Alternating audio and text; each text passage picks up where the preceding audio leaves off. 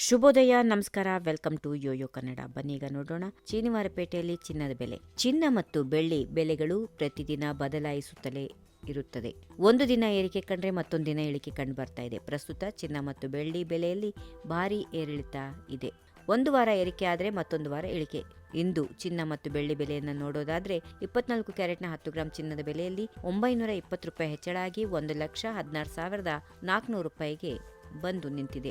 22 ಕ್ಯಾರೆಟ್ನ 10 gram ಚಿನ್ನ 850 ರೂಪಾಯಿ ಹೆಚ್ಚಳ ಆಗಿ 1,05,850 ರೂಪಾಯಿಗೆ ಏರಿಕೆಯಾಗಿದೆ. ಇನ್ನು ಬೆಳ್ಳಿ ಬೆಲೆ ಪ್ರತಿ ಕಿಲೋಗೆ 1,60,000 ರೂಪಾಯಿಗೆ ಬಂದು ತಲುಪಿದೆ.